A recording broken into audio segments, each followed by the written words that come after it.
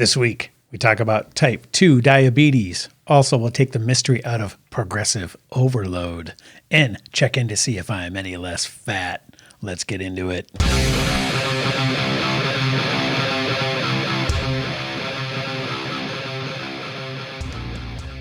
You've heard of that term, right? Progressive overload. I have. I figured as much. I had not. But I've heard it mentioned a time or two, and we're going to get into the exact meaning of it, how to apply it to your workouts. All right, I want you to explain it without your notes. Oh, I can do that. Explain it to me like you stopped me on the street and said, have you ever heard of Jesus? I mean, have you ever heard of progressive overload? I will do it when we get there. Okay. Okay. But first, we are going to talk about one of our favorite social media guys out there. I got in a fight with him on his social media account yesterday. On Sean Baker? Yep. With Sean. You dared? That's Yep. only because he lives 2,000 miles away. Oh, I'd still fight him. I'd lose horribly, but I could post about it, so I'd fight him. It'd be a great story. It would. Yeah, he was going on and on about, what was it? He talked about something about masks. Or no, vaccine.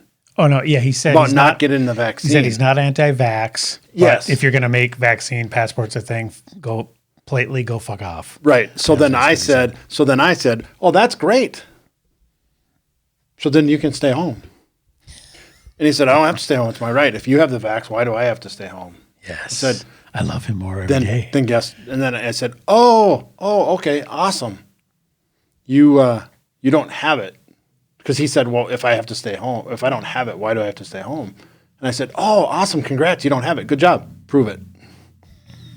Oh, you can't prove it? Then fucking stay home. You have two choices. Well, just get the goddamn shot. Or, well, you really want to go down this road? Nope. Read his tweet or his Instagram because I know where it's going. Exactly. Just from my opinion on it is if you're scared, stay home. If you have the vaccine and you feel safe, go out. Right. If you don't have the vaccine, it's not your constitutional right to give people a virus. So you need to know that you don't have it. But what are they worried about if they have the vaccine? Why are you worried about getting it? They're not, but people who don't have the vaccine might. I'm not worried. I have it now. Well, I'm going out and I don't care right now. So if you're not vaccinated and you haven't had the virus and you're scared, just wear 3 masks or stay home. They're probably wearing masks. Yeah. So then what are you worried about? If they work, why are you worried? But that is how viruses get spread, through people. If I was truly scared, well, first of all, why are you scared of getting something that has a 99 point whatever survival rate? Me, personally, I'm not scared. Exactly. I'm scared of giving it to somebody who will die. Well, I couldn't live with myself. And that person, if they're truly scared and vulnerable, they should protect themselves and stay home. If I was 90 and had comorbidities, I'd be ordering my groceries, doing all that. Well, plus I'd have the vaccine by now. Sure. Everyone's got it by now. If you were that 90-year-old, then you should stay home. But if you don't, I still don't want to kill you. I don't want to be responsible because I'm asymptomatic and I give it to you. And they all got the vaccine by now. Probably everybody over 16. And what I told Sean too is I conceded, and we can move on after I say this. But I conceded, and we met in the middle, and I said, if enough time goes by where everybody had the chance to go, I got it or I don't want it, open up. Yeah, free for all. Right. Free for all. Then it's just Darwinism at that point. Exactly. Right. Or just personal risk mitigation. You choose your level of risk is acceptable for your life. My argument is you're way more likely to die driving to get the vaccine than you are if you skip it. Just statistically. Sure, but I'm choosing to drive to the clinic. Well, you're choosing to go out too. But I don't choose to get the virus. Yeah, but you're choosing it. Well, if you're choosing to go out, you're taking that risk. Sure. All right, let's move on. All right. We're obviously not going to agree. Next thing you know, 2 hours. Okay, so you fought with Sean Baker. Yeah, it was fun. That's like getting in a cage with a lion. But he had a really good post the other day, and he was talking about when you scanned really fast. I did not know that was a percussion massager on that lady. Well, he's talking about all these things that. The ad. Go ahead. Right. Okay. So basically, his post is he says, "Is it possible for us to be any more pathetic than we already are? Eat a fucking steak, go pick up something heavy, and HTFU," which I didn't know what that stood for. I still don't. Had to go on Urban Dictionary. It stands for harden the fuck up. Oh. And on this Instagram post, he's got all these things that are designed to like pamper yourself and like deal with all your anxiety and calm yourself. And he's just like, how about avoid the anxiety in the first place by changing your diet and behaving in such a way where you can actually tolerate some things in life? Harden the fuck up. I'm not gonna. He's not wrong. He's not wrong. You're not going to argue with him on this one? I'm not. Yeah, there's things like but there's so many people. bracelets. There's so many people in my life that are gonna just argue and disagree with me. But he's not wrong. We're soft, dude. We're soft. We're so soft. Here's my argument on this thing. Perfect example of being soft is I used to go into the Saudi Arabia, into the desert, and we'd have actual bomb scares from Saddam Hussein. And the sirens would go off, and we had to get in MOP 4, it was called, and it was full chem gear, head to toe, with a hot mask on, with covered, right? So nothing could get in, and we had to breathe through this canister of charcoal so we didn't breathe in chemical. Just in case the bombs actually were real. Exactly.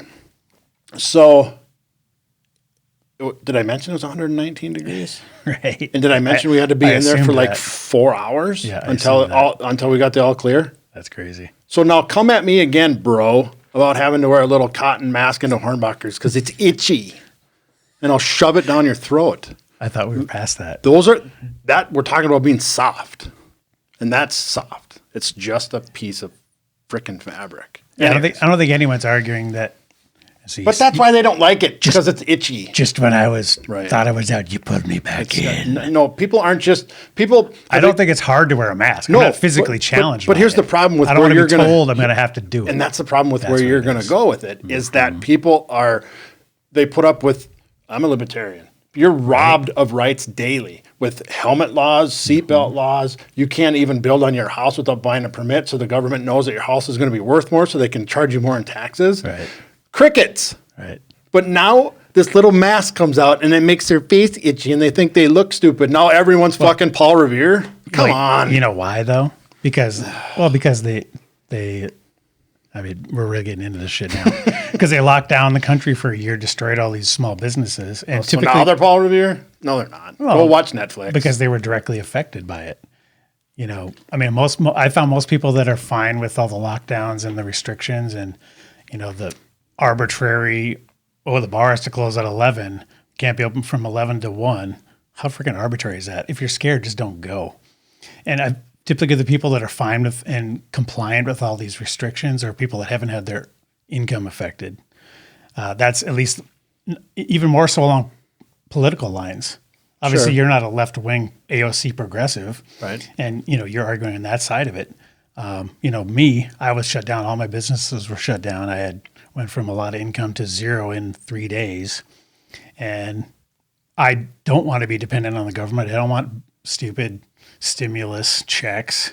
Right. I want the ability to operate my business. I don't want the government to reward me by giving me my money back. Exactly. It just teaches more government dependency. And this is kind of what Sean Baker's saying here is, you know, you teach that cradle to grave dependency. And as libertarian-minded people, we want to avoid that. So it trips that trigger for people. The problem is there's no virus section in the Constitution. Right. And, well, you know. And the virus shut down business. Well. Not the government. But, again, we're going down this road. I know. Let's talk about Sean Baker. I'm going to say one final thing is in the past, we quarantined sick people. Healthy people were allowed to roam free at their own risk. If I was legitimately scared, I would shelter in place. And if I wasn't, which I had no negative outcomes, and I'd stay away from the people that were vulnerable, which I did. And to me, that's how it should operate without having to crush the economy. They all guessed. They're all guessing. Right, exactly. Anyways, we'll be able to look back 5 years and see who was right. Disneyland is still freaking closed, by the way. No, it's not. Disney World Just have to wear open. a mask. No, I think Disneyland is still closed. Is it? California, and you can't go to school. Florida, Disney World, open, no masks. Florida wide open. We'll be able to. We're going to have some good metrics to see who, which economies were destroyed and which ones weren't versus, because it's pretty much along state lines. Sure.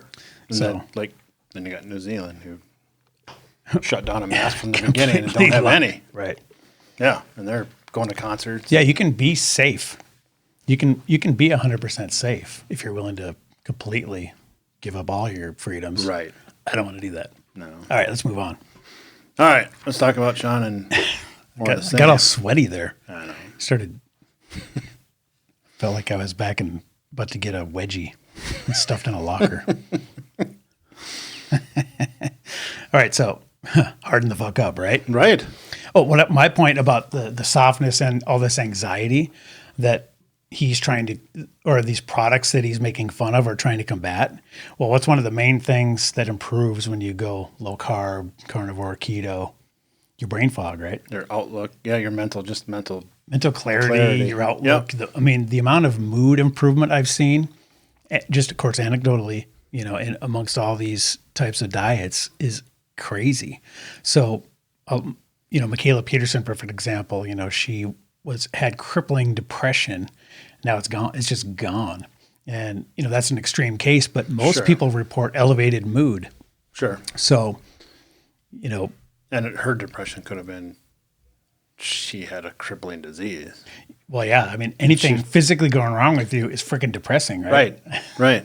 Yeah. So maybe just the act of not having arthritis anymore improves your mood, obviously. Right. But I've heard just even people that don't have crippling physical ailments, just their mood generally improves once they're kind of on keto, low carb, carnivore, any version of a low carb diet. To that point, I've actually been considering going more low carb the last 6-7 days because my knee is just driving me nuts. It's starting to act up. Oh. The more carbs you eat, And there's no question it's because of the carbs I've been eating. inflammation. Oh, there's no question. Anyone who, whatever, just don't even come at me, bro. Yeah, It might be anecdotal, but it's me and it's true. inflammation is such a source of so many physical problems and aches and pains and internal stuff. I mean, inflammation is such a causer of those things that, and we know carbs is one of the things that causes that. And the people who are even the CECO people, the registered dietitians, they'll tell you, oh yeah, carbs cause inflammation. Yeah. Well, don't we want to avoid that? No, your body can handle it. You're built for that. Whatever. And my knee hurts. Yeah, It hurts exactly. to run. I'm not feeling good. Yeah, Right. Right. Well, I told you, for me, anecdotally, like the stuffiness in my, sinusitis, when I thought I was allergic. I have no aches and pains when I'm low carb. My plantar fasciitis completely went away, which I used to wake up and feel like somebody tapped on my Achilles tendon with a freaking ball peen hammer, completely. that feels like. Yeah. And that, of course, that's anecdotal, but hey, I feel It's you. amazing. So why would you I wanna only need it change? to be anecdotal? Exactly. That's one thing we talked about off air before we went live. We were talking about how people kind of throw that back in your face, right? Right. That, well, it's only anecdotal. It's like, yeah, but if it's working for me, then who cares? Right. That's a study, an N of one, as they call it. Yep. I'm not here to write a paper, Right. be featured in a journal. I don't need to get published. Yeah. It works for me. I don't care. Exactly. And plus, when you see many people report the same thing, sure, it's still technically anecdotal. Maybe there hasn't been double-blind, randomized controlled trials, whatever the technology or the terminology is. You start to, and then the normal medical establishment is not getting the results that you would desire, but these people are anecdotally, and you start to see them pile up. It's hard not to take notice of that. So again, you always have to experiment on yourself. You gotta decide for yourself and see what works for you. Another thing I want to bring up too, as long as we're arguing about stuff, You're discussing. Brian May, ongoing vegan. Brian May what? Amid coronavirus pandemic, Brian eating animals. Brian May go vegan. That's what Brian May ongoing vegan. So yeah. Guitars for Queen, legendary Brian May. He went vegan amid the coronavirus pandemic because eating animals has brought us to our knees as a species. Now, this pissed me off because A medium rare elk steak ribeye brings me to my knees. yeah. You mean you'd get on your knees because you would perform I'll do unspeakable something. acts Yeah, to maybe. get one? Yeah, I would. There's nothing better than a medium rare elk ribeye. Oh, I still need to have one. Where do you say they sell those around here? When Usher's was at that old kick-ass building right on the river. Oh, yeah. There, and since they moved, I don't know. I haven't been in since their new location. They're all industrialized. Why'd they move? That old one was badass. I don't know. But yeah, it's a nice Parking new, was shit. nice new building, but I agree the ambiance is kind of gone. Even if Yeah. the menu's identical. Don't So matter. all restaurants out there, take note. Ambiance, very important. Just to have a log cabin. Exactly. Usher's and the Right. Blue Moon. Yep. Or Blue Moose, sorry. Right? That's beer. Okay, you're squirreling. Speaking of squirrel, I bet that tastes good. It tastes like rabbit. Kind of hungry right now. Which tastes like chicken. Okay, here's what pisses me off. Vegans are trying to draw this parallel or trying to blame animal consumption for the whole coronavirus pandemic. I mean, talk about trying to piggyback on something. Well, if they're vegan and they didn't eat that bat, Right. I'm pro not eating an infected bat. I'm for that. I agree with him on that point. right? But But Brian, this is stupid. Yeah. yeah, Brian May, he shared his theory that eating meat may be the root cause of the worldwide coronavirus pandemic. Why is he wearing that? Well, He's wearing pajamas. it's a good, yeah, it's All right. pajamas. He gets a pass on wearing wacky stuff using Queen. Come on. And he says, quote, if you want to get deep into it, I think we should be looking again at whether we should be eating animals. That's a central issue here. This pandemic seemed to come from people eating animals, and it's becoming more well known that eating animals is not the greatest thing for our health. So he did use the bat excuse. Pretty much. But I like how he lumps in eating one infected bat in a Chinese wet market. Possibly, we don't even know that that's the cause of even Oh, they're about now. 99% sure now. Yeah, I mean, who knows? As of 2 weeks ago, yeah. But the fact that he equates that with eating pasture-raised ribeye from a cow. Ridiculous. I mean, ridiculous, exactly. And he says he's transitioned to a plant-based diet after years as an animal activist. So he's only been vegan since the beginning of the year. He said, I haven't been preachy about it. They're the loudest. Yeah. Well, he I haven't is been now preachy about it. doing an interview with Billboard magazine. But now we've seen more of the effects of how eating animals has brought us to our knees as a species. I mean, that's a little bit of a leap there. Yeah, that's a little. That's hyperbole. So according to him, eating animals brought on the coronavirus worldwide and brought us to our knees as a species. And he just declares that it's bad for our health. So that pissed me off when I saw that. Here comes the cancel culture. Nobody's going to buy Queen CDs. Well, that's the thing. Is like, well, how do you feel like as long as we're arguing about shit? Let's say artist or an actor pisses you off on something they say, like, Are they a good singer and a good actor? right? Then I watch. I don't give a shit. Okay, because remember people like got all pissed at Mel Gibson. Yep, don't care. Because he was whatever. Don't care. Make good movies. Dance, clown. I'm pretty much with you. Yeah. I'm pretty much with you. I can look past it on most things. I'm trying to think if it's ever stopped me from. I think there's definitely shows and stuff I've stopped watching just because the overall tone of the show annoyed me. But Sure. if a specific actor says something, on their own time, I can look past it. I do think we've jumped the shark on the cancel culture bullshit. Oh my Because God. now we're canceling culture with cancel culture, only to cancel that culture. I know. It's like It's just put it out there and people will consume it or they won't.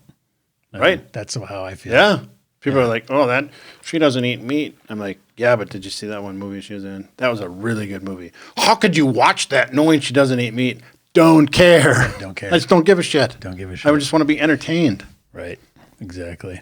Just separate the two. Separate the two. Yep. But they can't. They can't do it. No. So, and here's another billboard that my buddy sent me. Eating animals causes pandemics.com.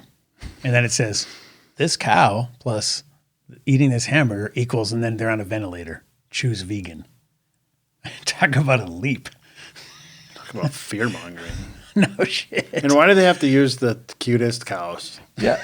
Right. So you're eating Those big eyelashes and yeah. This is a billboard on the side of the road. It's got a cow plus, and then it's got a burger equals, and then it's got a chick on a ventilator.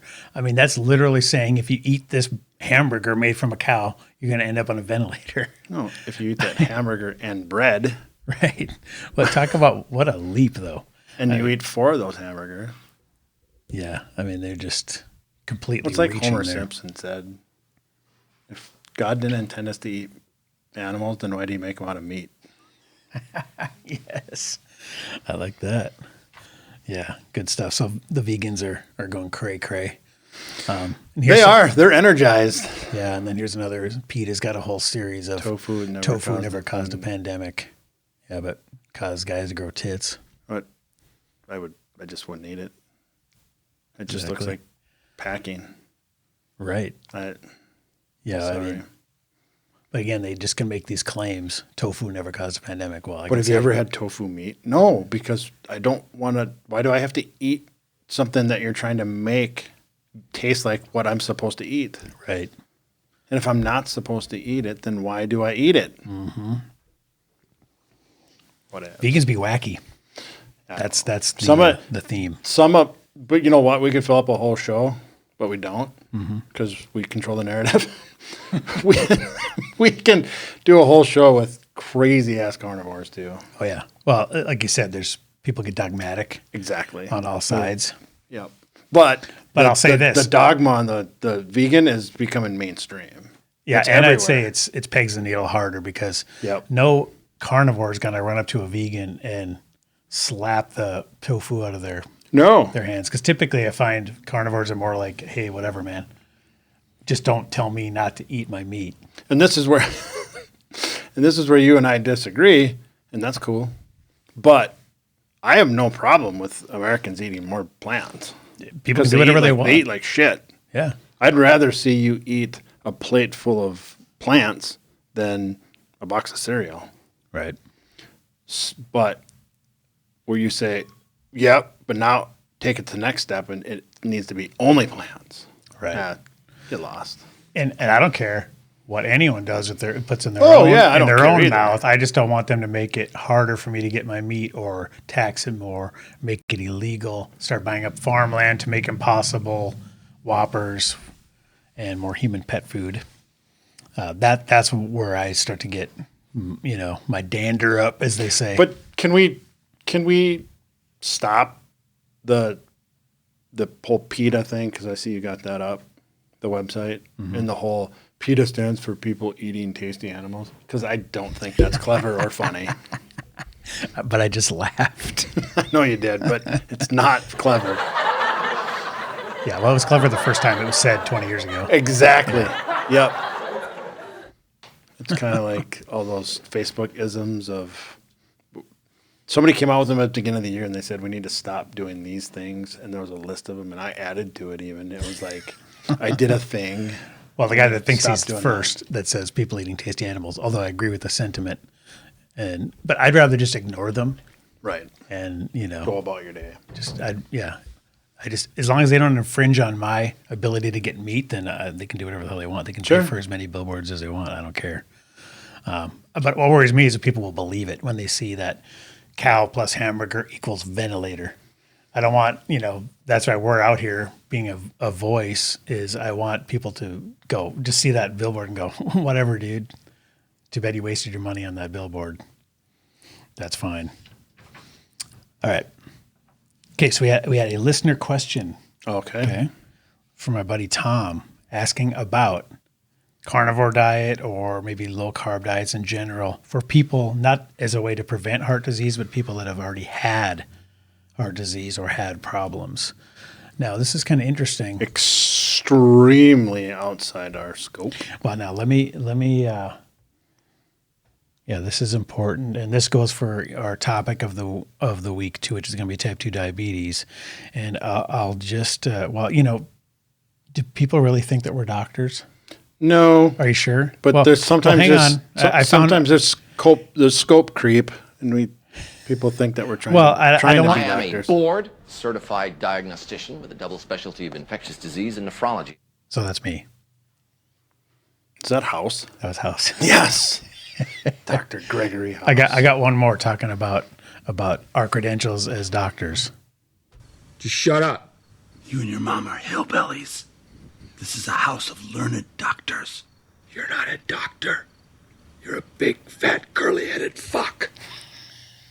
One of So- the greatest movies ever. I give our audience credit that they don't think we're learned doctors, and the fact that we even have to say that we're not is purely for legal reasons. Right. So people can't sue us. But yeah, in case you didn't get it, we're not doctors. So So, do your own research, follow your own North Star. but question everything. And well, see, here's the funny thing about saying we're not doctors, but then here we are every week saying that doctor said a bunch of bullshit. Because I questioned them. Right. I still question them. Right. So we're basically shitting on doctors, not every week, but then we're saying we're not doctors. Go check with your doctor. So to be clear, we're saying that purely for legal reasons. Right. And I've told this story before, and I'll tell it a million times again. Is the one time when I sat with my family doctor, and her and I were going back and forth talking about nutrition, and I started busting out into my rant and my diatribe, and she stopped and she goes, "You know what? There's a pretty good chance you know more about this than I do." Right. Yeah. From that day on, I was like, "No, yeah, there's a really good chance." Right. About nutrition. Yeah, For sure, because all the doctors that I've listened to on it's all podcasts, prevention. well, they say they get almost no training on nutrition. Yep, almost zero. I mean, it's all slice and dice. It's like one little class. Yeah, I mean, the percentage of time they spend speaking about the way to prevent the things that they're being paid handsomely to cure is Right. very tiny. And I have OCD, and I read about it all the time. Right. And they took one class. And I don't want to hire them to do the slicey dicey or the prescribing. I want to avoid that. So my whole point with all of this shit is to avoid being in that position. Right. I want to use them if I break my arm.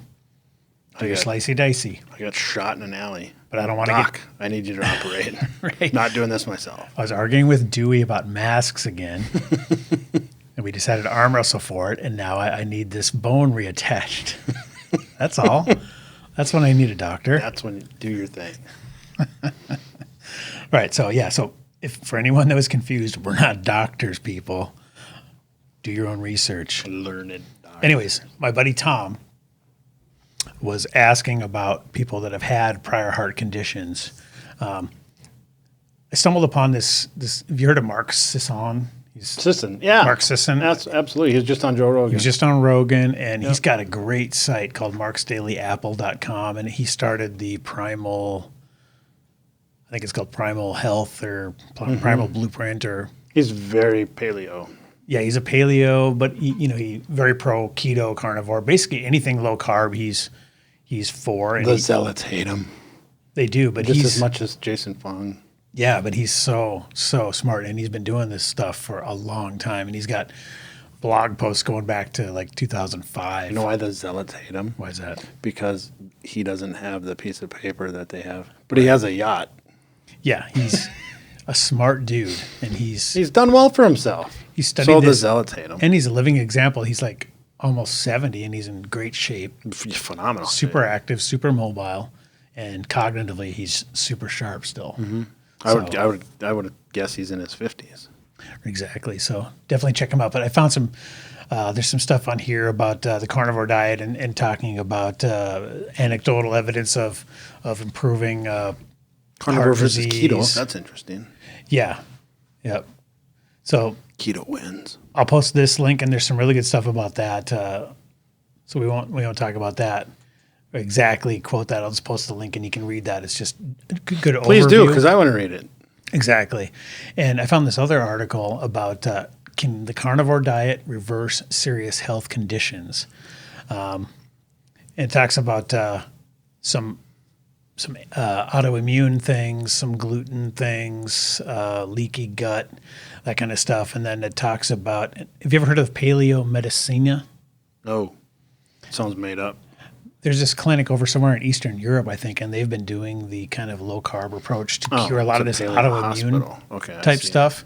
And they've been reversing a lot of this stuff way before it was cool, you know? And Before I did it. exactly. Yeah. So but they've been, getting results, and people had been flying over there and getting treated by them before even keto was even a thing here in the States. But they talk about Fly all the way over there to just have them take away your cereal. pretty much exactly. So there's a lot of really good information in this article too. Accidental gluten. It's interesting. Right. And then talking about reversing heart disease and at least improving it. And then, I found one more. Well, there's another guy I heard on, Sean O'Mara. Okay, Yep, I follow him on Twitter too. He's actually from Minnesota here. Yes. And you can do a consult He was with on, him. He was just on, I think, Saladino or. oh, he was on He was on Saladino. Peter Attia. Okay. Yep. Yeah. He consults in kind of a low carb. He was on Saladino He too. was on Saladino. Yep. But he consults specifically about low carb for high performance people, basically. So Wait. There's a doctor with a clinic and he tells people not to eat carbs? yeah, He should be kicked out of their club or whatever it is. he's getting results, baby. Results. People are just, the anti-low carb people are going to be, well, they already are. They're so badly on the wrong side of history. Oh yeah. Well, it's taking forever to catch up. But they refuse to just admit they're wrong. Right. Just, it's caught up. Well, it's Just read the shit. And just, dogma to the nth degree. right, and just go, you know what? Hey, I swung and missed on this one. Or I was trained improperly 30 years ago when I got my Sure, my whatever MD. it is, but they just keep digging their toes in and digging their toes in, and they can't just go, you know what? Shit. There's something to this keto thing. Right. There's something to this low carb thing. I didn't give it its due, and now I'm going to. And I've been treating people under the normal medically approved way for so many years and not getting results. And these guys over here are.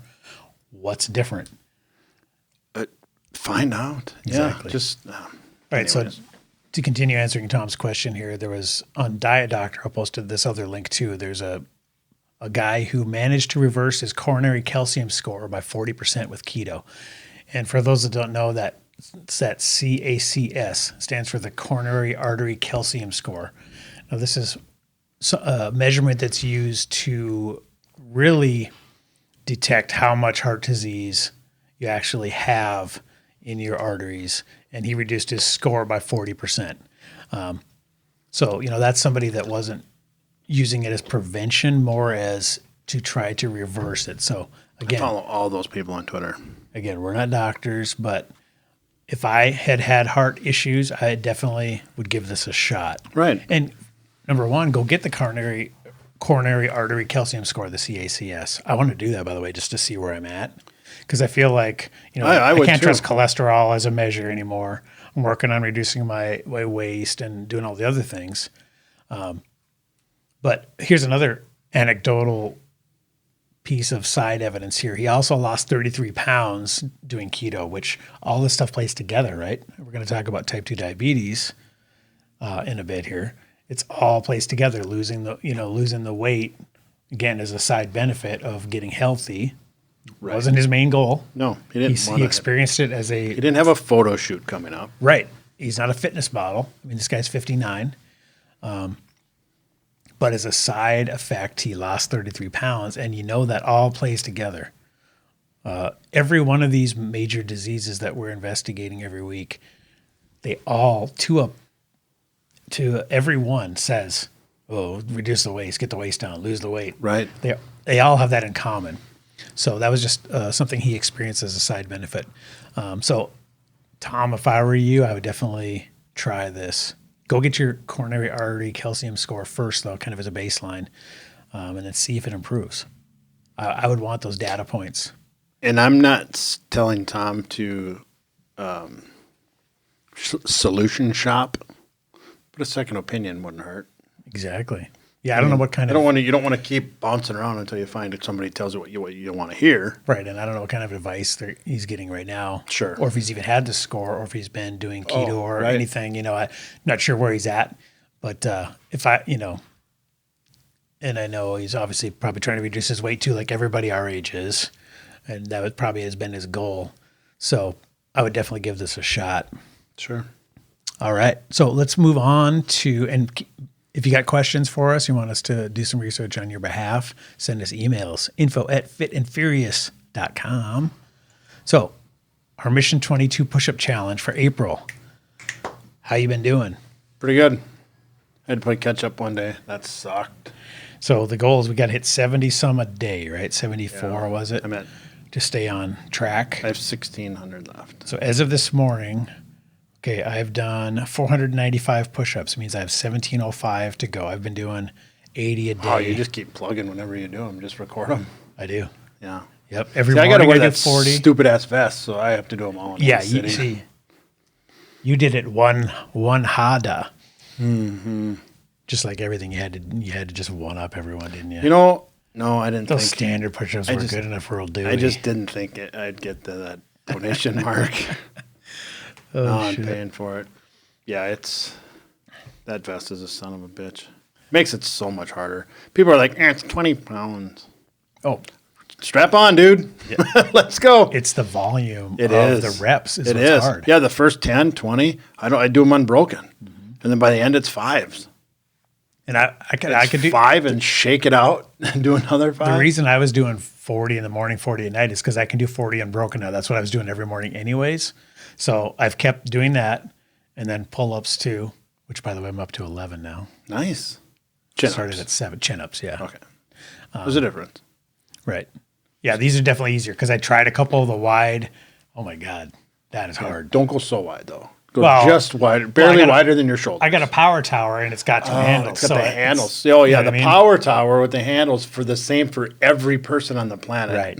For me as a not super tall guy, I probably need a Right. little more in. Absolutely. But yeah, the straight chin ups, I can do 11 of those now. But more importantly, I started at 6. Right. Now I can do 11. That's kick ass. Progressing, right? But you know what helps make that easier What's that? is this is how you're supposed to move. And you're supposed to move like this, not like this. Yeah, that is hard. In your opinion, what's harder, doing the chin ups this way with my palms facing, or chin ups with your palms facing away? So that would be a pull up. Okay. Yeah. So that's much harder, right? Supinated is a chin up. Okay. Pronated. This has got to be easier because I can already feel this would be way harder. Way harder. Yeah. Okay. Like double. But I bet Like it works. if you can do 10 works chin-ups, different muscles then, you can right? do 5 pull-ups. Okay. Right.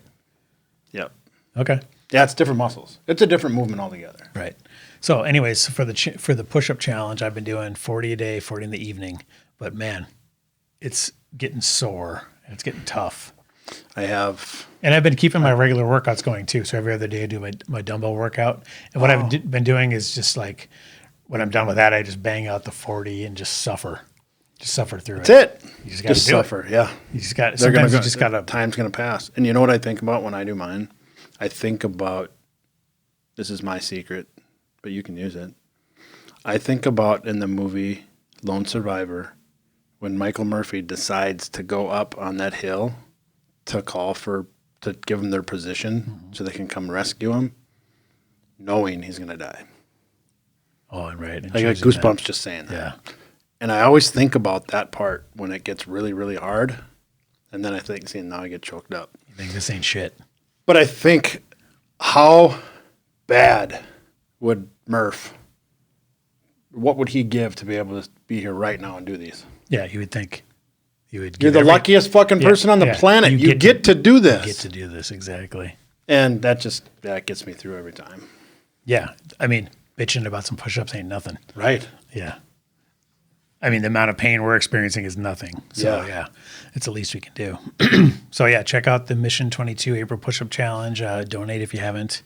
You can still join. You can still, play catch-up and get her done if you want. Just say, you know what, from tomorrow on, Saturday morning, I'm going to get up and crank them out. I'm going to start doing them. Do them. Just join me. And Join us. You don't have to be strict. You can. I mean, I got do them on your knees. my Do 'em buddy Jack. standing up. My buddy Jack and his kids are doing it. Awesome. They're doing knee stuff. Yeah, Girl, whatever that's they call awesome. it, girl push-ups in quotes because No, they're called I'm not modified, misogynist, scaled. but whatever. Yeah. They're scaled push-ups. Yeah, knee push-ups. I know- mean, and he's a I know dude. a lot of dudes that have to Yeah, do knee push-ups. exactly. That's what it's.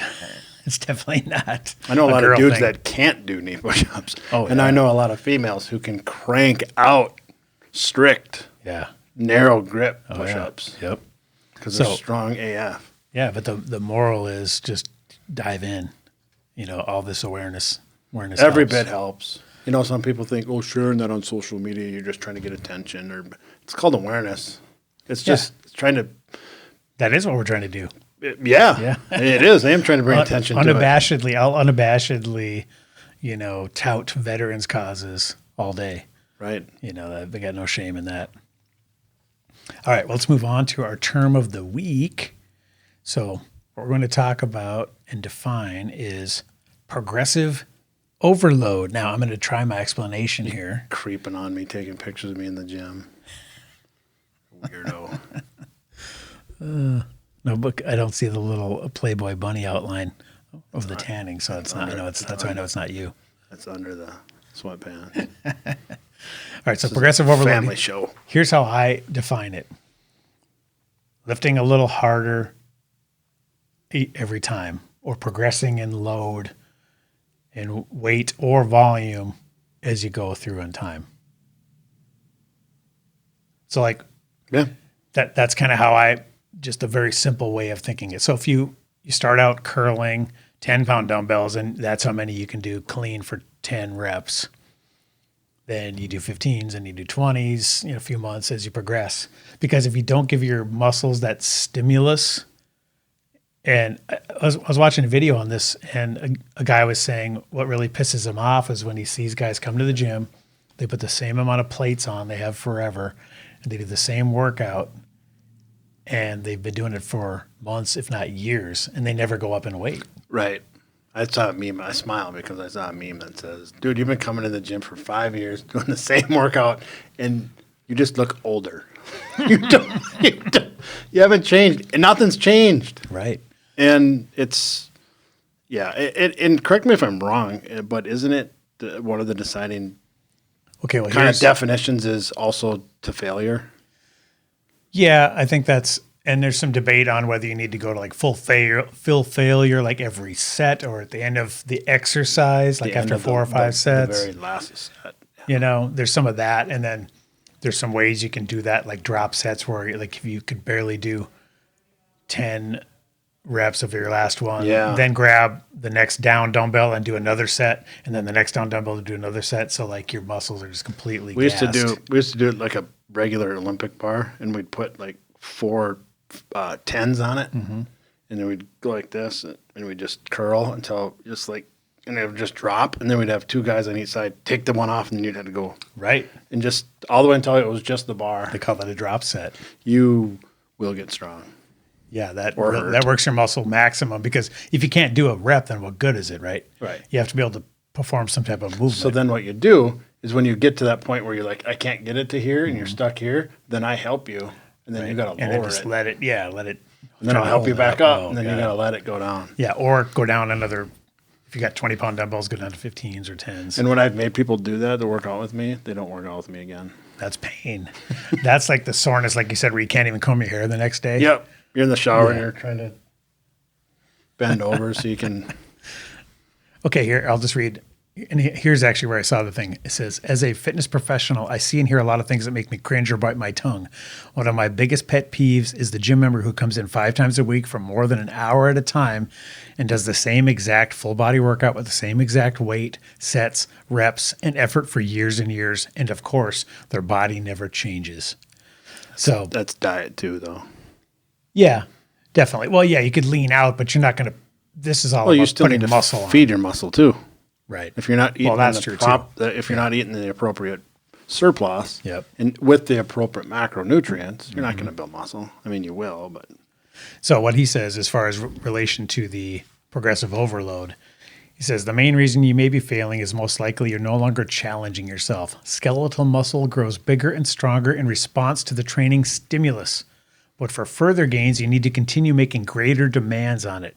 If you don't progressively overload the muscles by forcing them to do more than they're accustomed to, they have no reason to make further adaptations. So yeah, that's a great way of summarizing it there. Is it once your muscle gets used to curling 30 pounds, it'll do it forever. You can always go curl 30 pounds. Yep. But if you don't tell your bicep, sorry, bro, we're going up to 35s, then that's the only way it's going to get bigger is you have to give it that stimulus, which requires it to have to adapt. And you know what that essentially means? This whole article, no pain, no gain. No pain, no gain. Exactly. Yep. So you got to do either more weight, Good pain. or more reps. Yeah. Or more You got to sets. change the stimulus. Yeah, you got to Have to. Now, just as an example, okay, for those on YouTube, here's my like basic bro split workout that I've been doing in my basement, okay? Do you have a patent on that app? I don't even remember where I found this. Wow. I mean, it was The just system. It's high tech. it was just basically 1 day of pushing, 1 day of pulling. That's all it is. But you can see, okay, I love when you went, screw this. 4. this used to say 3 sets, so I wrote 4. Because you're growing. Right. And then I was doing, actually, I don't even have I started, I think, with 20s on these flies, and then I had 30. Now I'm at 35s. Nice. And then the dumbbell shoulder press, I was at 20s when I started, then 30, 35. Now I'm up to 40. Nice. And the, lateral raises are, 20s. Now I'm up to 25s and an additional set. Skull crushers went from 3 to 4 sets from 20s to 25s. That's adaptation to the stimulus. Right. And some of these have been made fairly quickly. Like I've found that like I just went from 30 to 35 to 40. This is all like in the last 6 weeks. So it's creeping up pretty quick once I've been starting to make some strength gains. If you keep down this road of the strength, and even to the point where you join the gym with me and we do some real heavy stuff, you're going to have a really, really fun next like 18 to 24 months. They call that newbie gains, bitch. Or the honeymoon, yeah. Yeah, newbie gains. Newbie gains are a real thing, though. Oh yeah. But then I've when you watched get a ton of YouTube, and then basically what they say is, you can make pretty strong newbie gains. oh, absolutely. But then once you kind of reach your genetic plateau or whatever you're capable of, then Become it's a little tough. tougher, It's kind of like losing weight. That first few body fat percentage points drop off quick, Yep. and then as you'll see from my How Fat Is Josh tracker, it levels off, and then it's tiny incremental gains after that. and it's just the vanity pounds. Yeah. So Yeah, it's hard. I mean, it's but if like you're for trying me, to get stronger, you gotta force the muscle to adapt. we call them in the business, we call them fractionals. Oh, okay. Small weights. And So like if you got giant 45 plates, whatever, you're throwing on 5s on the end or whatever, just to get get 2.5s. Oh, okay. Just to get any incremental gain. Yeah. So I'm at, like with my bench now, I'm at that fractionals. It's like 2.5. And I'd be like, yes! 126, 127. Yes. Cool. In each hand. I kid. We know Dewey bench is heavy, bitches. I don't know how heavy. We're going to find out in a week and a half. Oh, yeah, you're Or doing a challenge. body weight. We're going to talk about next week. This challenge we got going on. Okay, so progressive overload. Basically, do more. Work till you can't. More weight. You got to keep adding more weight. You got to make progress. More weight, more sets, or reps. Some combination of those. You got to keep getting. Seems getting obvious, but it's not. It's not obvious. Well, I can see how people would get to the gym and they go, "Well, I do my 35s." And I was here. It was tough, but you know what? If you can eke out the sets and it's not absolutely destroying you, then try 5 pounds more. Don't try. Do. Yeah, exactly. Just do it. Just do it. Get a mouth guard. Start doing bro yells. Right. If you gotta grunt a little bit, Yeah, forget it. If you don't sound like Serena Williams on every rep, I you're not doing it hard challenge enough. if you're doing anything. Oh shit, that's funny. All right, so that was progressive overload. So now everyone knows what that is. No more excuses for you, girly man. Now let's get into our topic for the week: Depressing. type 2 diabetes. Well, it's not depressing. Because good can come out of it. Well, it's both. It's one of those, it's depressing that so many people are afflicted with this and that it's so prevalent and it's being told that it's a death sentence and that it's getting worse as far as its prevalence throughout society. And we're going to get into that discussion here in a little bit. But and I'm not an endocrinologist, and I'm certainly not an expert in type 2 diabetes, but I had a gal tell me she was visited with her doctor, and her doctor, MD, general practice doc, not an endocrinologist, say, "Oh, no, sweetie. You're type 2 forever. You're going to be on this med forever." Right. Yes. And I was like, oh, okay. Well, we can only just keep doing what we're doing and then do the best we can to battle it from this side. So let's just keep working hard. In my head, I was like, let me talk to her. Like, fuck that guy. Girl. But let me talk to her. Right. And let me talk to that doctor because... How about infusing a little optimism? How dare. Yeah. Right. I don't know. That bothered me for a couple of days. Well, it doesn't, you should try to be inspiring. And I understand doctors, they want to give the facts, but like. You can give facts without. Let's use an example. You've heard of paraplegics that, they always get told, you're never going to walk again. And then what do they, the ones that do the best are the ones that say, watch me. There's a whether or not it's scientifically possible. There's a significant difference between telling her you're going to be on these type 2 meds forever versus statistically speaking, you're probably going to be on these forever. Right. That's two completely different sentences. Yep. Yeah. Because how more apt is she going to be at that second sentence to say, challenge accepted. Yeah. Yep. Watch me. Exactly. All right. So first, let's get into, just so everyone knows what type 2 diabetes even is. So Mayo Clinics defines it as type 2 diabetes is an impairment in the way the body regulates and uses sugar, glucose, as a fuel. This long-term chronic condition results in too much sugar circulating in the bloodstream. Eventually, high blood sugar levels can lead to disorders of the circulatory, nervous, and immune systems. So that's kind of the definition. And we should clarify the difference between type 1 and type 2. Okay, so basically people are kind of born with type 1. Type 2 is something that you acquire or develop. So we're really focusing in our discussion. You can acquire type 1. Can you? Okay. Oh, yeah. There's people who end up becoming type 1. Oh, okay. I didn't know that. But it's not environmental. And it's pretty uncommon. Oh, yeah. Basically, it's nothing they did. The main thing that's afflicting society right now is this massive increase in type 2 diabetics in the population. Metabolic disease. Right. Which is a direct result of, environmental factors, what they're putting in their mouth, lifestyle, mostly. And that's where I get punched. The argument against that from people is where I get punching mad. There's people who are like, nothing you can do. You could have avoided every single carb the rest of your life, for your whole entire life, and you still would have ended up type 2. Right. Bullshit. That's the claim, yeah. Bullshit. Exactly. So another, to add to the definition of type 2, it says in type 2 diabetes, there are primarily two interrelated problems at work. Your pancreas does not produce enough insulin, a hormone that regulates the movement of sugar into your cells, and cells respond poorly to insulin and take in less sugar. So let's look at what the symptoms are, just so people kind of have a overview of what type 2 diabetes are. Increased thirst, frequent urination, increased hunger, unintended weight loss. You don't see that one very often, I'm guessing.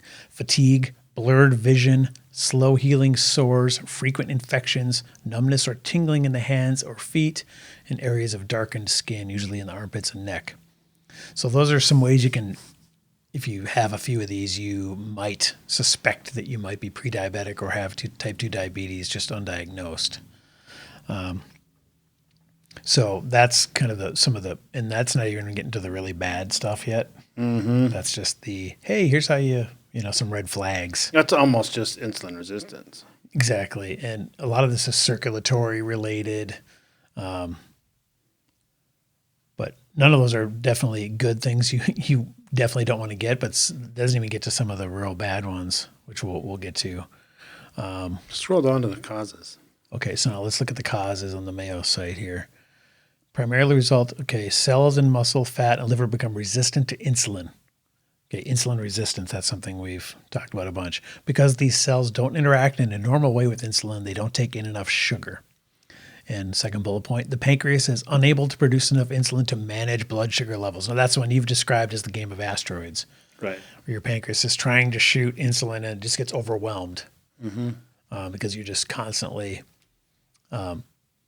nailing it with all these increased blood sugar levels.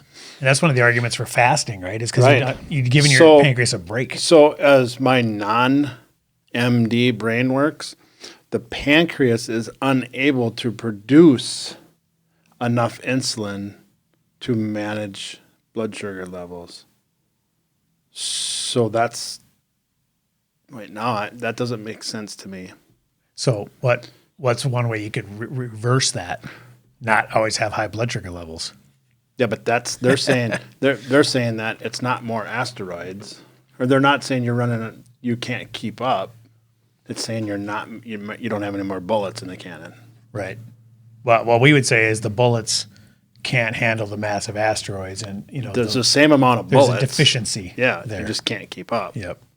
The amount produced by your pancreas naturally is not enough to manage all the asteroids coming at it. Right. Yep. Exactly. And type 1 is pancreas just isn't making it. Yeah, you don't make it at all. So that's type 1 is a completely different discussion, and we're talking about the one that you can hopefully do something about. We're going to talk about that too. So, how common is diabetes? Okay, so unfortunately, I know this. Type 2 diabetes is much more common than type 1. According to the CDC 2020 statistics, 34.2 million people in the United States were living with diagnosed or undiagnosed diabetes in 2018. That's a little over 1 in 10 people. 90 to 95% of people with diabetes have type 2. The percentage of people with diabetes increases in age. So basically, your odds go up with age. But the scary part is it's getting younger and younger. In fact, there was a 2.5-year-old that was diagnosed with type 2 diabetes. Are you shitting me? They fixed it with diet and medication. They fixed it with diet. But how scary is that shit? I mean, it was almost unheard of in people that were not senior citizens before. It wasn't even a thing.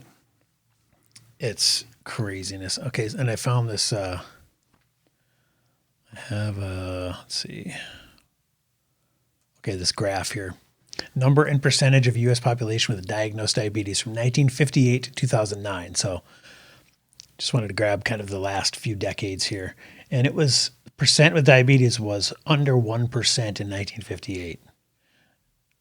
Now it's approaching, it's up to 7 here in this graph, but that was through 2009. Now it's up to almost 10% according to this 2018 study. So it's even crept up even higher. And they say it'll be 25 to 30% by 2030. Yeah, that is just insane. And what does this correspond with? Well, basically the food pyramid and the guidance, the nutrition Standard American diet. I mean, that's when this stuff was introduced, was over the last 40, 50 years, and exactly corresponds with this insane, rapid increase in prevalence of type 2 diabetes. So that's scary shit. So that should tell you right there that obviously whatever that nutrition advice that the USDA and FDA and whoever was giving was not working too well. So that's not good. Not even a little. Right. So let's talk about how you tell if you have type 2 diabetes. So there's those symptoms we listed, and there's a thing called the A1C, also known as the hemoglobin A1C or HbA1c test. It's a blood test that measures your average blood sugar levels over the past 3 months. So that's your A1C. You hear that number thrown about a lot. And just to talk about the range. So what they consider normal is below 5.7. Prediabetes is 5.7 to 6.4, and diabetes is anything 6.5 or above. So basically the population is landing in that pre and diabetic level more and more often. And that's the scary part. Since we've introduced the standard American diet, the food pyramid, that's corresponding to that increase in levels.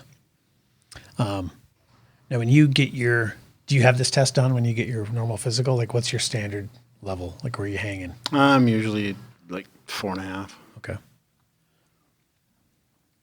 Yeah, and that's, like I said, my family is pre-diabetic or diabetic on my dad's side.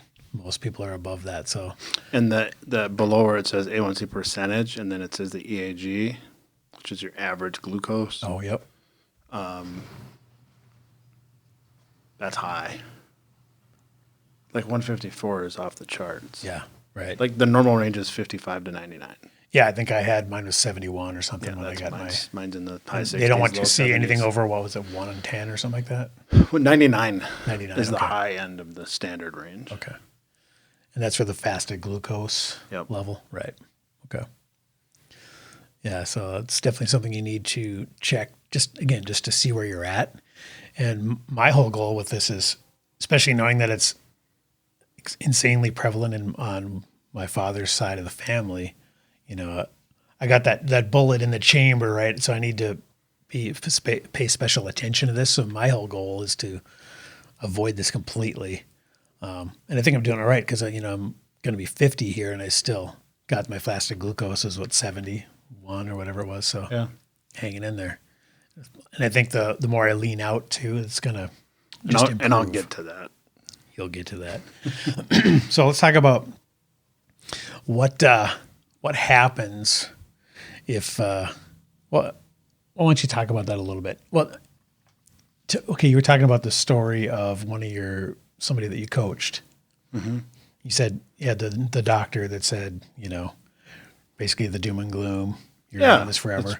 Now tell the story about, we've told the story before, but the story about one of the people you were coaching that was on meds. All the same meds, yeah. Now, is this a different gal or is this Nope. the same gal? Nope, different group altogether. Different group. Okay. So, Yep. And she ended up going, after 3 weeks on the keto diet, she ended up getting off of all her type 2 diabetes medicine and drastically reduced, like just after the 2-week mark. that's insane. That right there flies in the face of the previous doctor who said, you're going to be on this forever. And, just And like I said before, that can cause people just to give up, right? Just say, well, I'll eat the ice cream and that's take not the what insulin. she probably meant. She probably meant, I'm gonna encourage her and, Yeah. Maybe. We don't know. kind of spur her a little bit in the right direction with some shaming. Shame. Yep. But, Hey, shame's a powerful tool. right. Like Bill Burr said, it's a perfectly normal human emotion. Right. What? Why do you fight it? It's motivated me plenty. Right. So one thing, we're talking about the graph corresponding directly with the food implementation of the food pyramid, increased sugar, grain, seed oil consumption. Now, let's look at some of the other bad effects of what can happen if you are type 2 diabetic. Oof. You've heard about the amputation stuff, right? Because of the circulation problems, you develop a thing called peripheral artery disease, PAD. That can cause your blood vessels to narrow and reduces blood flow to your legs and feet. It may also cause nerve damage known as peripheral neuropathy. This could prevent you from feeling pain. So that would mean you might have something wrong with your foot and not even know it. That would make me good at CrossFit, though. Not a fair trade, though. No, exactly. But this can result in people getting their damn toes chopped off, and has many, many times. We were talking a couple episodes ago about the doctor that got tired of chopping people's feet off because when he started in practice, he almost never chopped feet off. And then in the last couple decades, Timothy Noakes. it's skyrocketed. His amount of feet chopping had skyrocketed, and he was like, "What the hell? I need to do something about this." And then he like they tried to take his license away because he was prescribing low carb as a treatment because he said, "I would rather prescribe this and not chop your foot off. Let's try that for a while." Right. Radical, Right. insanely radical. Then the lobbyist. Take his license away. The lobbyist came. Yeah. So, this shit scares the crap out of me, dude.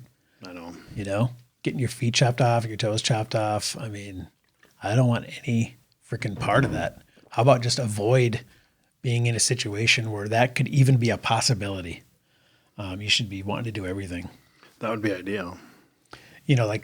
We talk about the fear porn and the scary stuff. Well, you know what scares me is those guys with the holes in the throat going, you probably shouldn't smoke. It's real bad. It sucks. Yeah. And then it says they died 2 days later. Right. That shit works on me. Hell yeah, it does.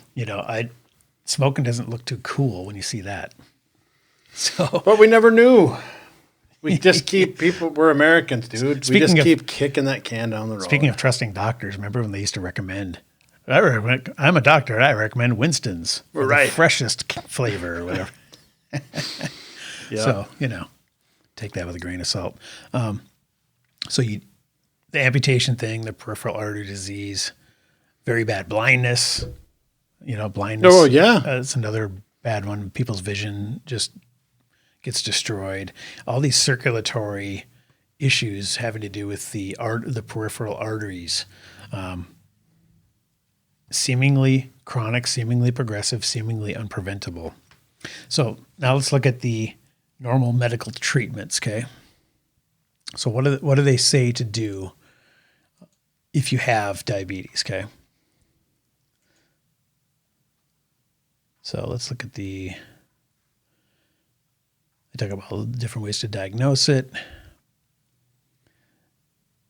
Your health care, repeat the A1C at least 2-3 times a year. Okay, so let's talk about monitoring it. Okay, treatment. Okay, healthy eating. Number one. Yeah, regular exercise, weight loss. That's good that's even there. Possibly diabetes medication or insulin therapy. I like that that's third on the list. That's encouraging. Well, it's because it's Mayo. Right. So that's really good to see that they put healthy eating, exercise, and weight loss as the first three things. So they're encouraging you, at least pushing you down the right road there. I wish they'd change it to fat loss, but go on. True. Yeah, exactly. Or becoming leaner or something like that. Yeah, that would be good. Some semantic change there. So here's where it kind of goes off the rails for me. Go back up there a little bit. I got one thing to add. It was my whole point of the entire show. And it's perfect time to say it under treatment. There's a couple of different camps out there. And it is carbohydrates gave you type 2 diabetes. And fat did. Right. There's dietary fat gives you diabetes. There's a camp out there that just believes like that. it causes heart disease. Yep, there's a camp out there that believes that. So people are like, well, what about all the people that say that fat gives it to you? How about and sugar gives it to you? Well, here's the thing. Your genetics give it to you. So your genetics is the gun. Sugar's the bullet. Fat's the bullet. You pull the trigger. Assuming that it is fat or that it is sugar. But here You're talking about dietary. What correct. you're putting in your mouth. Yep. Oh, yes, correct. Here's my contention. If you have type 2 diabetes, if you're insulin resistant or you're pre-diabetic, those are just levels of your glucose or A1C, get rid of the body fat, and then let's worry about dialing in those macros to see where you need to be to no longer be type 2 diabetes or type 2 diabetic. And First and foremost, lean out, get rid of the excess body fat, and then if you go prick your finger, oh, congratulations. You've reversed it, or you're in remission. And your contention is that most people would not be classified as type 2 diabetic if they did that, and you wouldn't even need to get to the point where you need to Exactly. go any further. Because if you listened to me and you lost all your excess body fat and you went into the doctor and they pricked your finger, guess what? You're not going to be type 2 anymore. Right. You will. Because you know that that's a secret.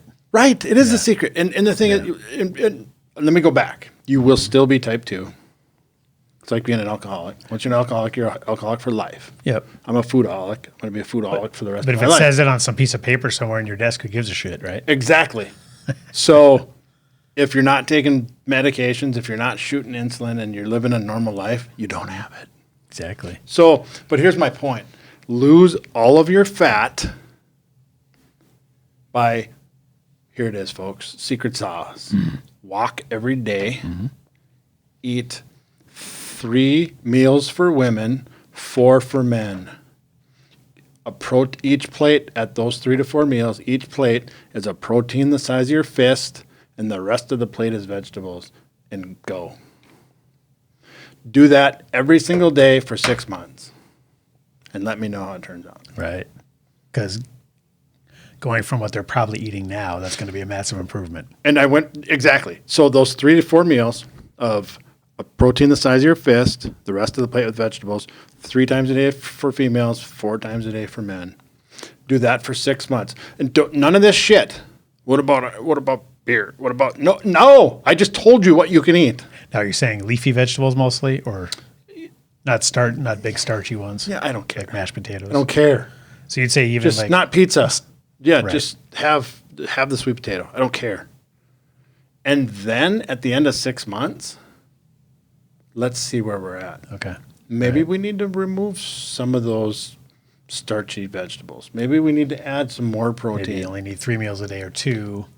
But until you get to that basic level of healthiness, none of it matters. Right. None of it matters. I mean, we're trying to worry about this minutia. You know what we're doing is we're trying to rearrange the deck chairs on the Titanic. Right. So stop doing that. Yep. Fix the damn hole in the boat.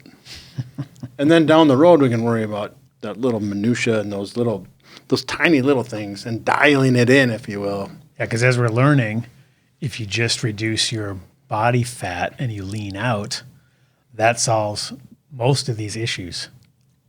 All of them. Yeah, exactly. So, But then we go back to and this isn't a pitch. We're talking about type 2. This isn't a pitch for keto or for carnivore or low carb.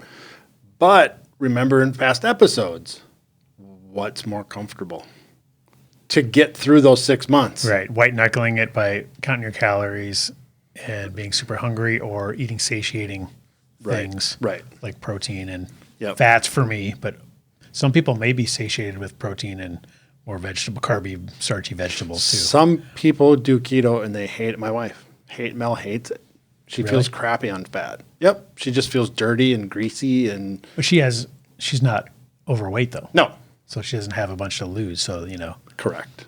that's a whole different Right. story. Yeah, there. she's already pretty lean. So, in my professional opinion, and in people I work with, if I didn't know her, and she came to me in her current level of physical fitness, because she's really lean, Yep. and said, "I'm going to do keto," I'd tell her, "No, Right. you can't. You don't need to be. You can, but you don't need to." Your body doesn't need to be looking at the body for fat stores for energy. Right. Yeah, makes sense. So there we go. There you go. I can leave. There's Dewey's pitch, baby. I'm out. Okay, so now, well, it's funny, okay, because I want to dig into their recommendations here a little bit. So it says a regular schedule for meals and healthy snacks, whatever. Smaller portion sizes, okay, that's basically just caloric restriction. More high fiber foods such as fruits, non-starchy vegetables, and whole grains. I don't like that. Fewer refined grains, that's good. To me, it should be 0. Whole grains are okay in moderation, as long as they're truly whole grains and not a marketing gimmick. Right. If they're a grain that has the wheat and the germ, what's the other one?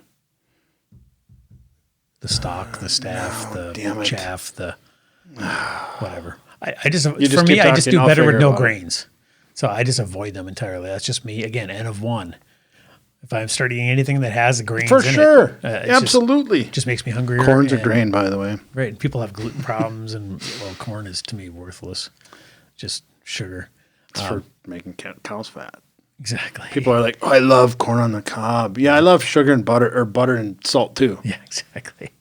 Okay, here's what it says. Modest servings of low-fat dairy, low-fat meats, and fish. So again, they're pushing the low-fat thing. You know why they're saying low-fat dairy? Because people aren't going to stop eating dairy. So if they don't... I wish they would just say whole milk or heavy cream. That's be a better option for you. But what happens when people... See, that's the problem. They can't make a carte blanche, just a blanket statement like that, because what happens when they eat heavy cream and then still eat the whole grains? Right, then you're just gaining because you got the fat and the carbs all Yeah, together. it Yep. doesn't work. Another You next bullet can mix point. all of those. Right. Next bullet point: healthy cooking oil such as olive oil or canola oil. Ooh, canola oil. That's a They horrible. had me one. at olive, and then they throw canola in Right, there. the seed oils, bad. And then fewer calories. Okay, that's good. Caloric restriction. It's just, to me, that's just all very mixed messaging. And there's a reason that this advice has resulted in diabetes not dropping. You know, the incidence of diabetes is not dropping, and this is the advice that the people that they're giving, and they should look at the results and going, "Boy, we've been giving this advice for a while, guys. Let's check on the old diabetes stats. Oh shit, Right. It went up by 10 times. Maybe we need to rethink this. This shit ain't working." Right? Exactly. It's crazy. So, and there was another thing I want to talk about. Let's see, where did I put that? Okay, now this is from the American Diabetes Association. Okay, this is what they tell you to eat. Sorry, I'm looking that up. No, that's all right. That's driving me nuts. American Diabetes Association. This is what they tell you to eat. Okay, one thing they say that's fairly good said there is no diabetes diet. Talk to your doctor, get a referral from a registered dietitian. You know, I'm skeptical of either one of those as far as diabetic nutrition. But a registered diabetic dietitian? It rock just says on. registered dietitian. I know, but I'm saying if you go to one that specializes, hi, Lindsay. But again, If you go to one that specializes in it, it makes a world of difference. I want to see, it's almost like trust but verify. I want to see the results. I want to see patients that have been dropping weight and coming off medication. If I was diabetic, that's what I would want to see from a dietitian. Because and if you walk in and they're overweight themselves, I just turn around and walk right the hell back out. Yeah. Right? You have to walk the Come walk. on, dude. You got to walk the walk. It's like bro. you don't know how to do this. No, Bran. it's funny because the low carb thing. Oh, bran. Okay, German the brand. you remembered it. Okay, so No, I didn't. I looked it up. it's funny because the low carb thing is starting to creep in. It's not prominent, but it's starting to creep into the messaging just slightly. It says from Mediterranean to low carb to vegetarian. Basically saying you can, find. The one thing they say is minimize added sugar. You can be low carb vegetarian. Though. Yeah, you can. Here's where it gets interesting. Okay, they say there is what they call low carb can be up to 45% of your total calories from carbohydrates. Depends on your activity. If people always tell me all the time, well, I'm going to go low carb. What's that? Dude, I don't know. Right, but let's say for your average Joe Cubicle, which most of these people are, your average diabetic senior citizen or something, is not probably doing CrossFit. Okay, so we got to look That's at why it depends. He might be a professional cyclist. right. Probably doesn't have type 2 diabetes. But. Exactly. But for your average, mostly sedentary American, 45% of your total calories from carbohydrates is probably not going to benefit them. So that's what they call low carb, up to half your calories from carbs. Well, it's because right now the standard American diet is 75% carbs. Yeah, right. So lower than what they're doing. Yeah, I guess. But man, when you talk about keto and or the low carb, high fat, carnivore, I mean, you're talking like 10% or less. Again, if you just fill your plates with meat the size of your fist, the rest of it with plants.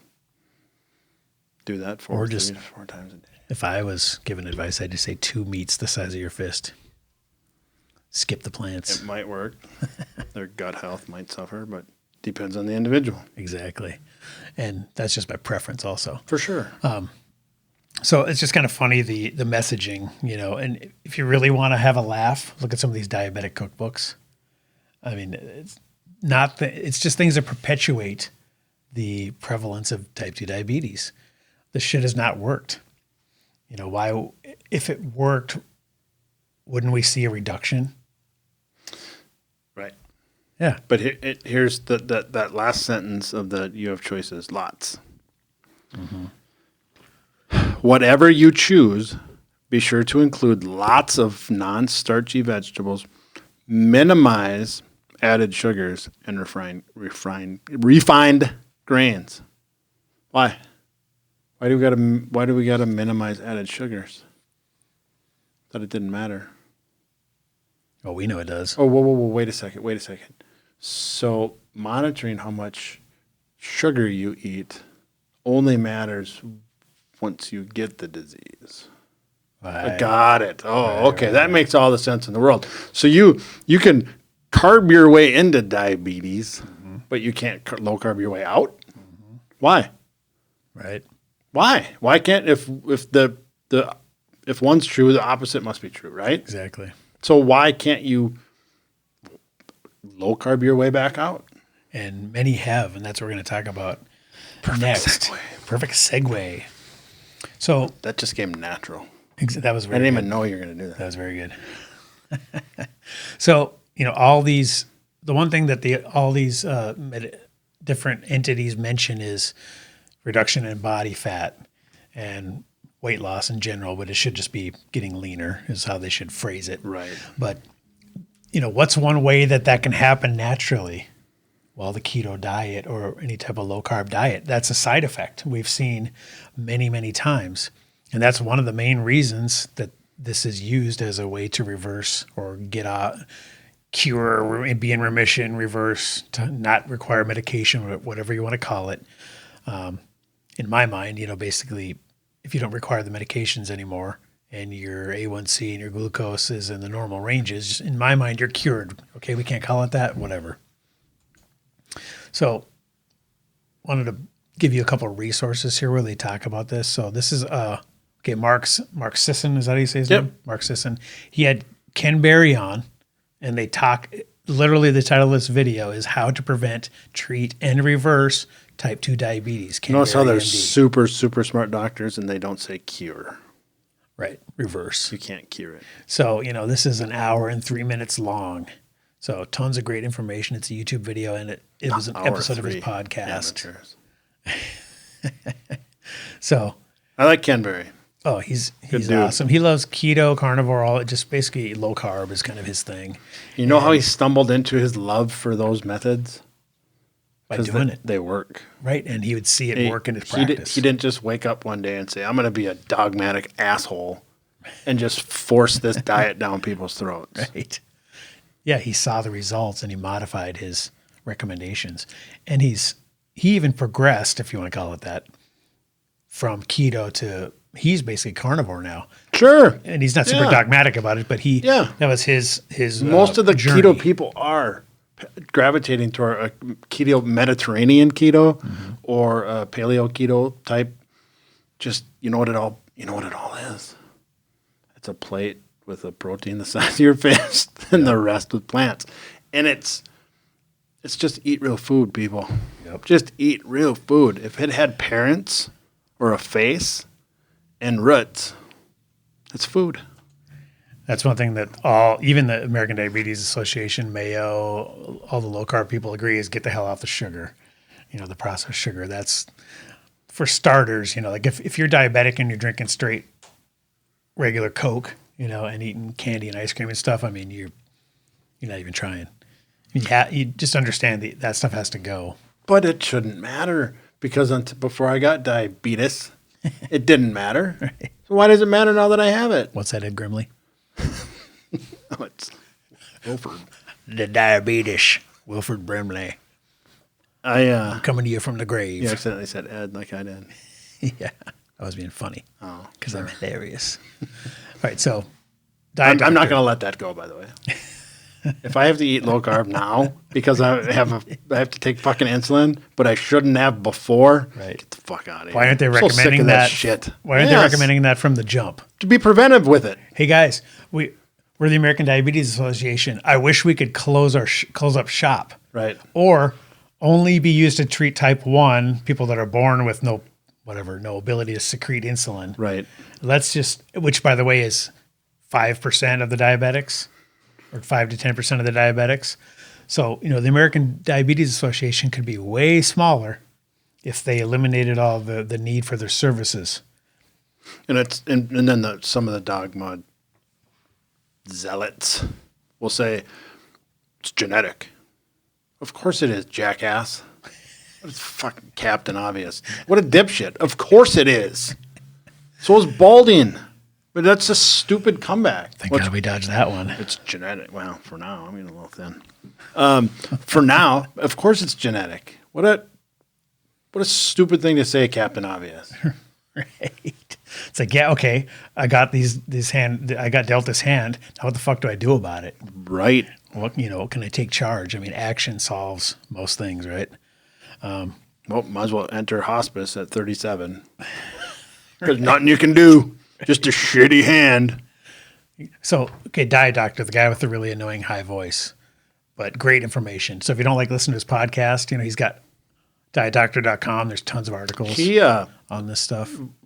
One of my keto people, I won't say her name, ordered from him, and it was all the wrong stuff. Like she hit the wrong button or something. What she ordered, and it was like, oh, I didn't want all this.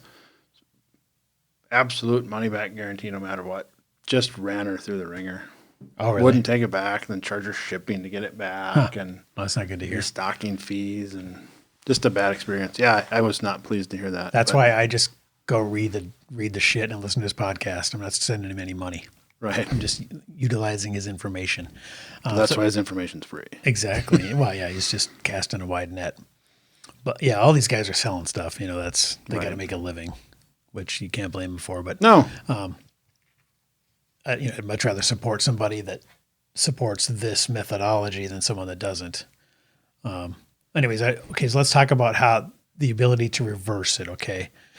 Here's from the dietdoctor.com. Here's this, and I'll post this article in the show notes. I can't wait till you get to that third paragraph. A fully reversible disease. Most doctors, dietitians, and diabetes specialists claim that type 2 diabetes is, and we've said this so many times, a chronic and progressive disease.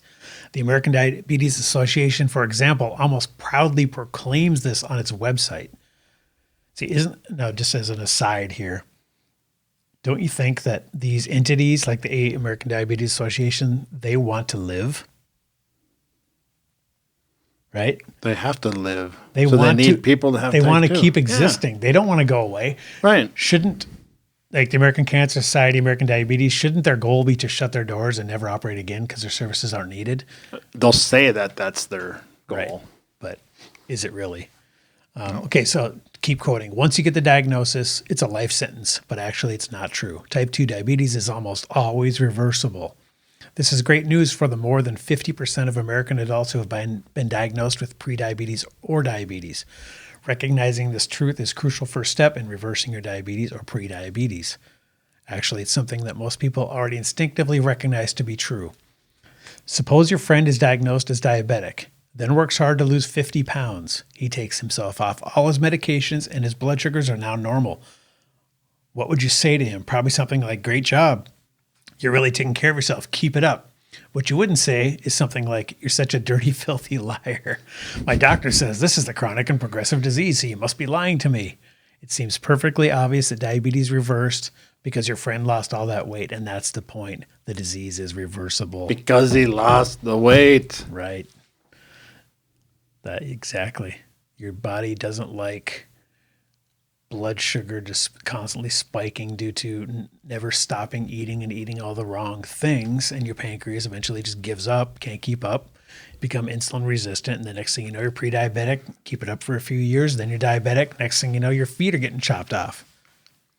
They're still eating a pizza while they're chopping it off. It's exactly well, like my dad told me, my uncle said, I just don't want to give up the red nibs or whatever. It's candy that he's eating.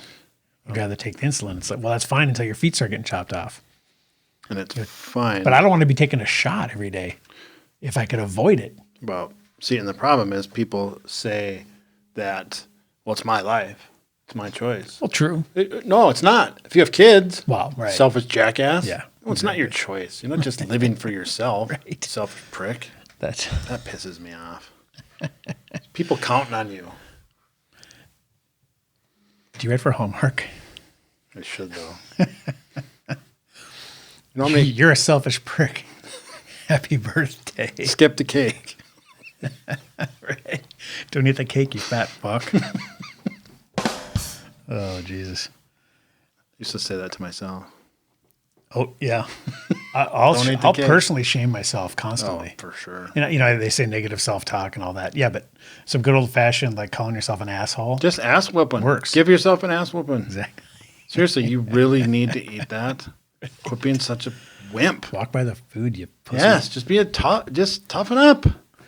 So, moral of the story in my research for this episode and just listening to all these nutrition podcasts and watching YouTube videos and everything, and just seeing people's experience. Just seeking out all these people that I agree with.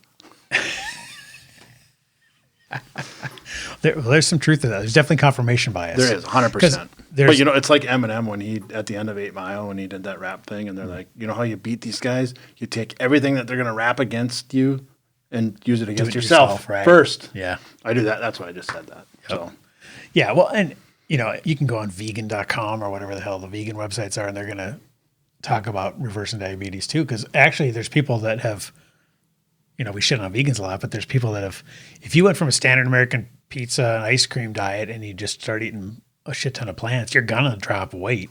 for sure, And you probably have some of these same results. you might run into some hormone issues. I mean, yeah, you might, you know, lose all your muscle mass too, and your teeth start falling out. But that's a whole. I don't know what that's the next tooth week. thing, but you'll definitely lose muscle. I did. Right. You definitely lose muscle, but you might not be diabetic. So, you know, I'm not saying, You can always lift later. well, you can try. Right? You might not be able to even pull the door open to You the can gym. get it back. If you start what, though? Start eating meat. Well, you know, when they hear that, they think, I can't do it. It had a face. Murder. Mate, it's murder. Sound like How Brian May now. How can you do that? I'm normal. I get my food from the grocery store. I could never kill anything.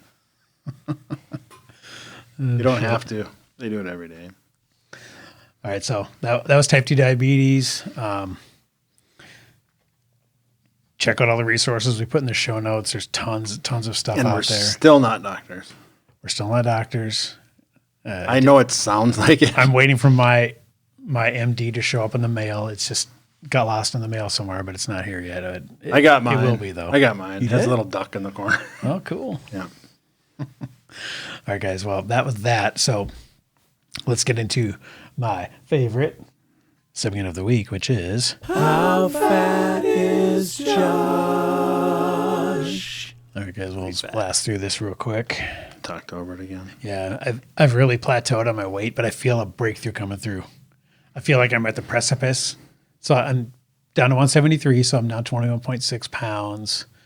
Body fat, I'm still at 21.4 just because I haven't gone in and remeasured the dunk tank, which I will do at some point when I feel like I have leaned out enough to see a difference in the number. I weighed 175 when I got my driver's license. When you were 16, you I mean? remember that. Yeah. All right, so why don't you grab the tape and let's do the old wasty. The old wasty waist. When I was 16, how does that make you feel? Well, like you're tall. Yeah, let's go with that. All right.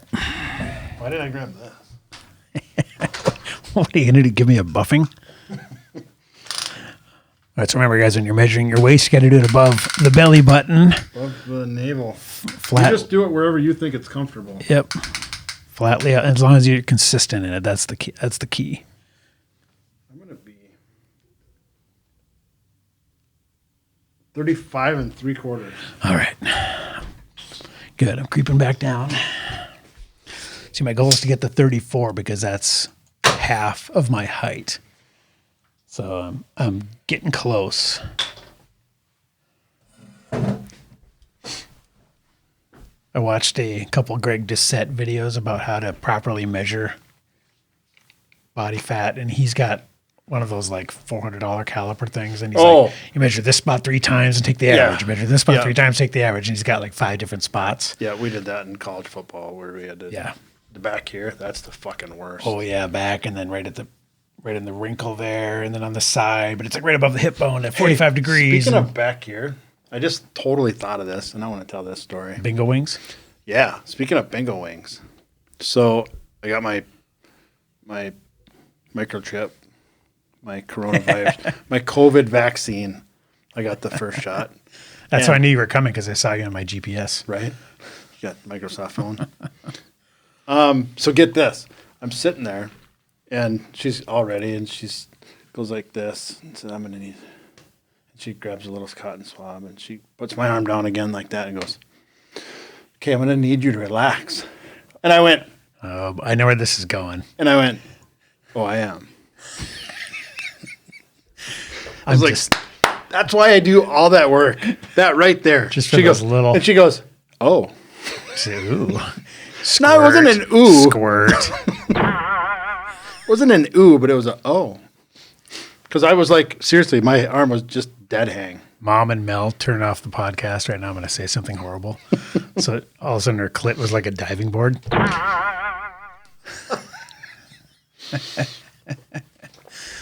Oofda. Oh, shit. That's funny. See, hey, that's good, take though. it everything too far. That's good. That's good. No, it anecdotal. was. I mean, that's got to feel good. it does. Like, it's like, where's your body fat? There's no place to stick you. well, and Sorry, I ain't got none. right when I was doing that, and she was, she said, I need you to relax. I am. I'm just always rock hard, Just baby. dead. And of course, of all the places on my body, my triceps. I mean, Hey, that's a good one. yeah. If she would have said, I need to put this shot in your butt cheek, she would have She wouldn't have had been a problem. far less impressed. That's awesome. Do you even squat, bro? Oh, funny shit. All right. Although I was doing some research on, You were reading. You weren't doing research. whatever you want to call it. I was looking up some stuff. You were reading other people's Speaking research. of my, exactly. My arm inches are 13.5, right? And, I'm only 5'8". That's adorable. Okay, it says average, 13-inch arm is average for men. 14 inches is good. 15 inches really good. Generally only reached with lifting, although some extraordinary natural muscle may be this big. 16 inches getting into serious bodybuilder territory. And 17 plus is great and a major accomplishment to reach naturally.